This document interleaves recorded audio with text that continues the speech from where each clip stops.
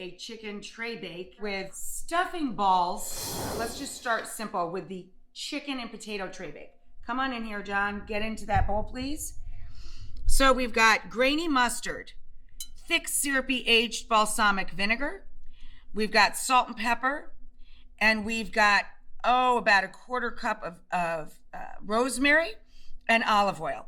Equal amounts of each, about a quarter cup of each, except for the salt and pepper, of course. To that mixture, I normally add 10 to 12 pieces of chicken. We're doing a thin skinned potato, so we don't have to take the time to peel them.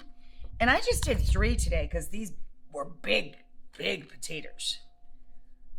Yukon Golds are usually much smaller. These boys were running large. So I'm gonna add all of my bone-in, skin-on chicken and potatoes to the mix, coat it evenly, and get it on a large parchment-lined sheet tray. Okay, guys, so this is what the chicken and potato portion looks like for our tray bake. Let's pop this in the oven, and we'll get her going. Now that's gonna go half hour to 40 minutes, depending on how big or small your pieces of chicken are. And then we're going to add, for another 20 minutes, some apples. These are tiny, so I put in 3, but normally I use 2. And 2 large shallots. I left on the ends. I do that when I clean them and put them away in the fridge, right? So they'll stay together. I don't want these to turn to mush. I added a little nutmeg. I'm gonna finish that job. A drizzle of honey and some olive oil, and we'll add these a little bit later to our mix to protect them from overcooking.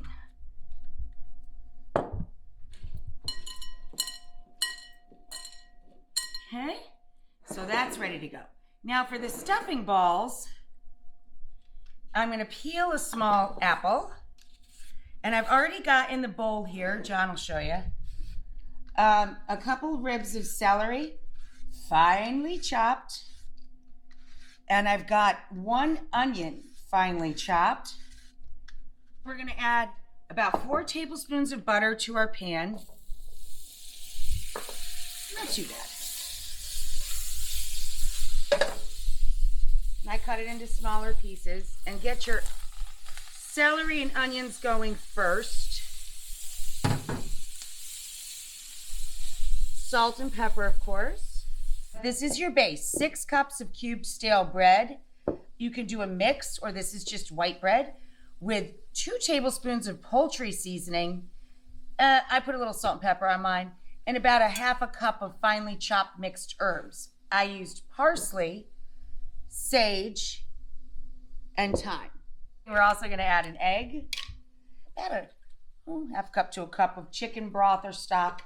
I'm gonna let that soak in and soften the bread up a bit. Meanwhile, I'm gonna finely chop a little bit of apple and add it to this guy. And then we're gonna add all this to the stuffing and roll it into balls. We have the cooled apple, celery, and onion. I broke up the bread once I moistened it with the stock and the egg, okay? And now we're going to add, these are optional. If you want texture and you like nuts, and certainly if you're not allergic to nuts, you can add some walnut or pecan. I'm gonna add some pecans. Oh, nuts! Oh, you're so funny. So we have apple, celery, onion, our homemade breadcrumbs, tons of fresh herbs. And that's the consistency you want, so it just barely binds like that. Now, my sister doesn't care for sausage, so I'm gonna roll a few of these without sausage, and then we're gonna add a little bit of spicy, I used spicy breakfast sausage, to tell you the truth, from Oscar's for this, to add sausage to the remaining balls.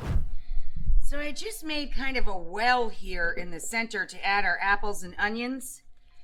Now we're gonna put this back, and we're gonna add to the oven our stuffing balls, which I've made with and without sausage, because that's how my family rolls. Put these around, nested in, because you could serve this right from the tray. You don't need a big old fancy platter.